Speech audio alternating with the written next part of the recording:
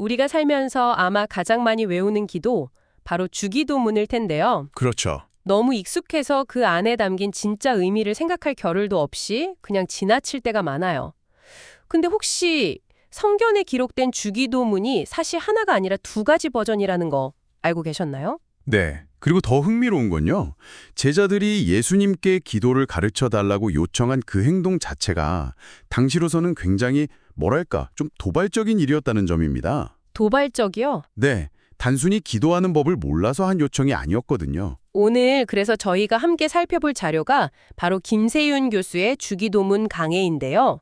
이 자료를 바탕으로 이 익숙한 기도에 숨겨진 그야말로 혁명적인 배경과 구조를 한번 파헤쳐 보겠습니다. 네.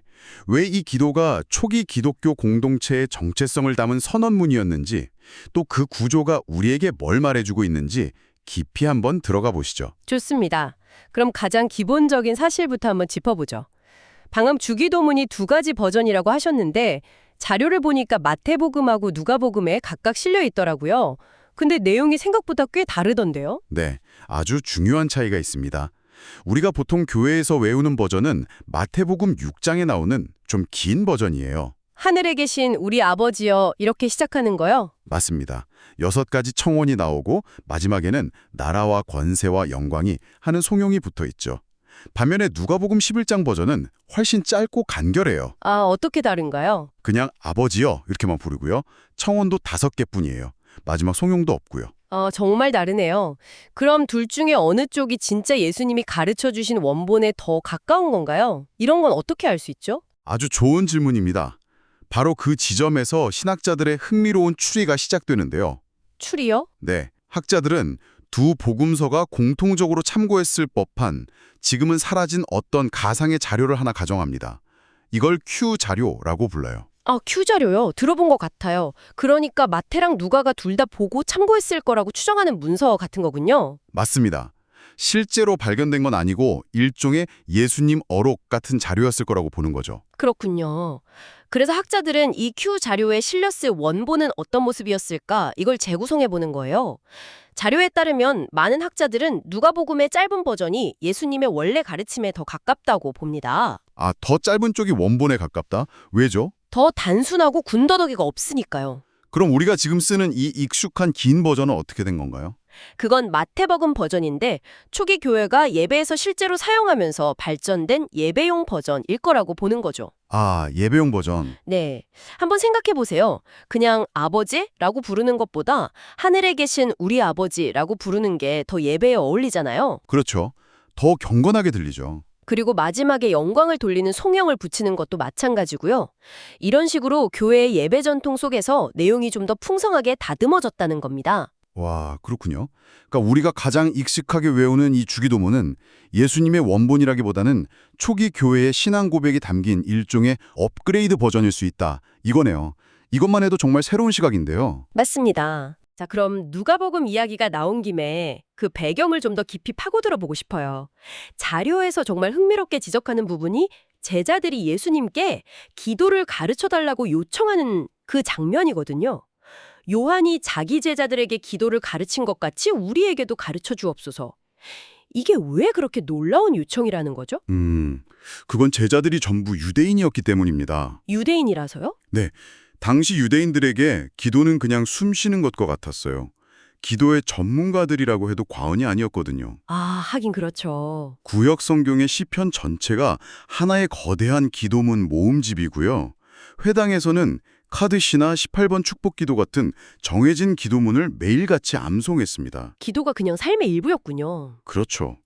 그런 사람들이 기도를 가르쳐 주세요라고 했다는 건 비유하자면 뭐랄까, 베테랑 셰프가 계란 프라이 하는 법 좀 알려주세요라고 말하는 것과 비슷한 상황인 거죠. 하하, 비유가 재밌네요. 확실히 이상하네요. 기도가 몸에 밴 사람들이 왜 그런 요청을 했을까요? 진짜 의도가 뭐였을까요? 그 답을 찾으려면 당시 유대 사회의 시대적 배경을 좀 봐야 합니다. 시대적 배경이요? 네. 예수님 시대는 메시아가 곧 오실 거라는 종말론적인 기대감이 최고조에 달했던 시기였어요. 그래서 사회 곳곳에서 우리가 먼저 회개하고 새로운 삶을 살면서 메시아를 맞이하자는 일종의 부흥운동 같은 것들이 막 일어났죠. 아, 혹시 세례 요한의 운동 같은 것들을 말씀하시는 건가요? 바로 그거죠. 바리새파 운동, 또 사해 근처 쿰란 동굴에 근거지를 뒀던 에센파 운동, 그리고 방금 말씀하신 세례 요한의 운동. 네. 이 그룹들은 각자 자신들만의 신학과 비전을 가지고 있었어요. 그리고 그 정체성을 아주 압축적으로 보여주는 상징이 있었는데 그게 바로 고유한 기도문이었습니다. 각 그룹마다 자기들만의 기도문이 있었다고요? 네, 마치 요즘으로 치면 뭐 정당의 강령이나 회사의 미션 선언문 같은 그런 건가요? 정확한 비유입니다. 그 기도문은 우리는 이런 신념을 가지고 이런 세상을 꿈꾸는 사람들이다라는 걸 보여주는 일종의 멤버십 카드이자 정체성 선언이었어요. 아, 그 기도문을 외운다는 건 곧 그 공동체에 소속된다는 의미였던 거죠? 이제야 좀 그림이 맞춰지는 것 같습니다. 예수님의 제자들 중에도 원래는 세례 요한의 운동에 속해 있던 사람들이 꽤 있었잖아요. 맞습니다. 그들은 세례 요한의 운동을 떠나서 예수님이 시작하신 새로운 하나님 나라 운동에 합류한 거잖아요. 그렇죠. 그러니 이제 그들에게는 자신들의 새로운 정체성과 비전을 담을 우리만의 기도, 우리만의 선언문이 필요했던 겁니다. 아, 그러니까 제자들의 요청은 기도하는 법을 몰라서 알려주세요가 아니라 선생님, 이제 우리도 선생님의 운동에 걸맞은 우리 공동체의 정체성을 담은 새로운 기도를 가질 때가 되었습니다. 우리의 기도를 주십시오. 라는 아주 적극적이고 어떻게 보면 정치적인 요구였던 겁니다. 와. 단순히 개인적인 소원을 비는 법을 알려달라는 게 아니라 우리 운동의 핵심 가치를 담은 미니 선언문을 달라는 요청이었군요. 주기도문의 시작부터가 이렇게 혁명적이었다니 이건 정말 완장이 새롭게 들리네요. 그렇죠. 기도가 갖는 신학적 중요성을 그 배치만으로도 아주 극명하게 보여준다고 하더군요. 네, 마태는 정말 문학적 구조의 대가입니다. 그는 주기도문을 그냥 아무데나 끼워 놓은 게 아니고요. 아주 정교하게 설계된 구조의 가장 중심, 가장 깊은 곳에 배치했어요. 가장 깊은 못이요? 네, 흔히 러시아 인형 마트료시카에 비유하는데요. 큰 인형 안에 작은 인형이 계속 들어있는 그 구조를 생각하시면 딱 맞습니다. 마트료시카 비유 재밌네요. 어떻게 그런 구조가 되는 거죠? 자, 가장 바깥의 큰 인형은 그 유명한 산상수훈 전체, 즉 마태복음 5장에서 7장입니다. 네, 산상수훈. 그리고 그 산상수훈의 가르침들 중에서도 그 중심부로 쑥 들어가면 6장 1절부터 18절까지의 내용이 나오는데 이건 올바른 종교 행위에 대한 가르침이에요. 아, 자선, 기도, 금식에 대해 이야기하는 부분이군요. 남에게 보이려고 하지 말라고 하는. 맞습니다. 자, 그럼 그 세 가지 종교 행위라는 두 번째 인형을 열면 그 안에는 뭐가 있을까요? 기도가 있겠네요? 그렇죠. 바로 기도에 대한 가르침 6.5에서 15라는 세 번째 인형이 나옵니다. 그리고 마침내 그 기도에 대한 가르침의 가장 깊숙한 핵, 마지막 인형의 심장부에 바로 이 주기도문이 자리 잡고 있는 겁니다. 와, 마치 거대한 보물상자, 그 안에 작은 함, 또 그 안에 더 작은 함을 열었을 때 마침내 발견되는 보석처럼 대치한 거죠. 핵심 속의 핵심. 말 그대로 심장부네요. 마태가 이렇게 정교한 문학적 장치까지 써가면서 말하고 싶었던 메시지는 대체 뭘까요? 이 기도가 바로 제자도의 동력원, 즉 파워소스라는 점을 극적으로 보여주고 싶었던 겁니다. 동력원이요? 네, 한번 생각해 보세요. 산상수훈에는 세상의 소금과 빛이 되라, 오른뺨을 맞으면 왼뺨도 돌려대라, 원수를 사랑하라 같은 인간의 힘으로는 도저히 실천하기 불가능해 보이는 가르침들이 가득하잖아요. 맞아요. 정말 이상적인 가르침인데 이걸 어떻게 사나 막막할 때가 많죠. 마태는 바로 그 지점을 파고드는 겁니다. 이 모든 엄청난 요구들을 감당할 수 있는 에너지가 어디서 나오는 줄 아느냐? 바로 이 기도에서 나온다. 이걸 문학적 구조를 통해 웅변하고 있는 거죠. 아, 주기도문은 수많은 가르침 중에 하나가 아니라 그 모든 가르침을 살아낼 수 있게 하는 유일한 에너지 공급원이라는 선언인 셈입니다. 와. 그러니까 산상수훈이 제자도의 설계도라면 주기도문은 그 설계도대로 집을 지을 수 있게 하는 전력이라는 의미군요. 단순히 기도하는 법을 가르치는 걸 넘어서 제자의 삶 전체를 지탱하는 기둥으로 제시한 거네요. 이건 정말 놀라운 배치인데요. 네, 그렇습니다. 자, 그럼 이제 기도의 내용 자체를 더 깊이 들여다볼 시간입니다. 우리는 보통 주기도문을 6개 청원 목록으로 생각하잖아요. 뭐 하나님을 위한 3가지, 우리를 위한 세 가지, 뭐 이런 식으로요. 그런데 자료는 이 프레임 자체를 완전히 깨트리는 아주 근본적인 구조 분석을 제시합니다. 저는 이 부분이 정말 충격적이었어요. 네, 결론부터 말씀드리자면 주기도문은 여러 개의 동등한 청원들이 나열된 게 아니고요. 단 하나의 중심 청원과 그것을 설명하고 뒷받침하는 나머지 구절들로 이루어져 있다는 분석입니다. 단 하나의 중심 청원이요. 네. 이걸 이해하려면 우리가 당연하게 청원이라고 생각했던 두 구절을 좀 재해석할 필요가 있습니다. 첫 번째 재해석부터 시작해보죠. 우리가 첫 번째 청원이라고 배우는 이름이 거룩히 여김을 받으시오며 이 구절이 사실은 청원이 아니라고요. 엄밀히 말해서 간구나 요청과는 성격이 좀 다르다는 거죠. 자료는 이 구절이 하나님의 이름을 부른 뒤에 그 이름의 거룩함과 위대함을 찬양하는 당시 유대교의 기도 관습을 따른 신앙 고백 또는 찬양에 가깝다고 봅니다. 아, 찬양이요? 네, 아까 잠깐 언급했던 유대교의 카디시 기도 첫 구절이 그분의 위대한 이름이 높여지고 거룩히 여겨지이다인데 주기도문의 이 구절과 놀랍도록 유사하거든요. 그렇군요. 그러니까 아버지라고 부른 뒤에 그 이름은 참으로 거룩하십니다 라고 선포하면서 기도를 시작하는 일종의 도입부 찬양이라는 겁니다. 아, 당신의 이름을 거룩하게 만들어 주세요라고 부탁하는 게 아니라 당신의 이름은 본래 거룩합니다라고 선언하는 것에 가깝다. 이 말씀이시군요. 맞습니다. 알겠습니다. 그럼 두 번째 재해석은 뭔가요? 뜻이 하늘에서 이룬 것 같이 땅에서도 이루어지이다. 이 부분인가요? 네, 맞습니다.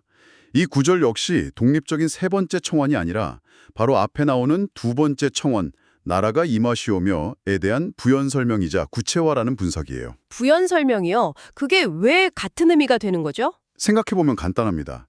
하나님의 나라가 이 땅에 임하는 것이 곧 하나님의 뜻이 이 땅에 완벽하게 이루어지는 것과 같은 의미이기 때문이죠. 좀 더 설명해 주실 수 있나요? 당시 유대인들의 세계관을 이해하면 쉬운데요. 그들에게 하늘은 하나님의 뜻과 통치가 온전히 이루어지는 완벽한 공간입니다. 반면에 땅은 아직 사탄의 방해와 인간의 죄 때문에 하나님의 뜻이 왜곡되고 저항받는 공간이죠. 네. 따라서 나라가 임하시오며, 즉 하나님의 통치가 임하기를 구하는 것은 곧 하늘의 그 완전한 질서와 뜻이 아직 불완전한 이 땅에서도 그대로 실현되게 해주십시오라고 구하는 것과 정확히 같은 말이 되는 겁니다. 그렇군요. 나라가 임하시오며라는 말의 의미를 풀어서 설명해 준 구절이라는 거네요. 자, 그럼 정리를 해보죠. 이름이 거룩히 여김을 받으시오며는 도입부의 찬양이고 뜻이 이루어지다는 나라가 임하시오며의 부연 설명이라면 정말로 하나님께 구하는 핵심 청원은 딱 하나만 남는 셈인데요. 바로 그것입니다.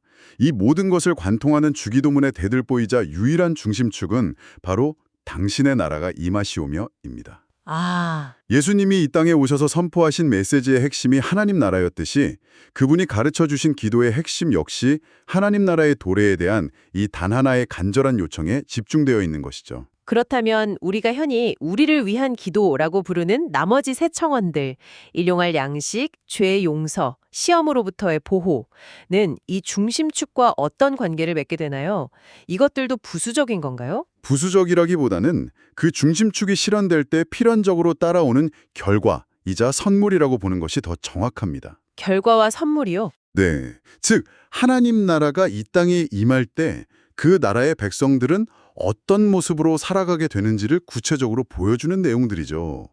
그 나라에서는 백성들이 굶주리지 않고 서로의 빚을 탕감해주고 용서하며 결정적으로 악의 유혹과 시험으로부터 하나님의 보호를 받으며 살아간다는 겁니다. 아, 그래서 마태복음 6장 33절에서 너희는 먼저 그의 나라와 그의 의를 구하라. 그리하면 이 모든 것을 너희에게 더하시리라. 라는 말씀이 바로 뒤에 나오는군요. 맞습니다. 이 말씀이 주기도문의 구조를 그대로 요약해주고 있었네요. 하나님 나라라는 핵심을 구하면 이 모든 것, 즉 양식, 용서, 보호가 따라온다는 약속이 바로 이 기도 안에 완벽하게 담겨 있었던 거군요. 네, 바로 그거죠. 와, 오늘 우리는 주기도문이 단순히 암송하는 주문이 아니라 새로운 공동체의 정체성을 담은 혁명적 선언문이었고 또 제자도의 그 고된 삶을 살아가는 동력원이며 그 모든 내용의 핵심에는 하나님 나라의 도래라는 단 하나의 강력한 소망이 담겨 있음을 발견했습니다. 그렇습니다. 익숙함이라는 그 두꺼운 먼지 속에 가려져 있던 정말 세상을 뒤엎을 만한 의미들을 다시금 되새겨보는 귀한 시간이었습니다. 이제 여러분께 생각할 거리를 하나 남겨드리면서 오늘 이야기를 마무리할까 합니다. 이 기도는요, 하나님의 나라가 그냥 막연히 오는 게 아니라 하늘에서와 같이 땅에서도 이루어지기를 구하거든요. 이 점을 한번 깊이 생각해 보시면 어떨까 싶어요. 네. 진정으로 요청하는 기도로 드린다면 여러분은 오늘 땅의 어떤 부분이 하늘처럼 되기를 바라며 기도하시겠습니까?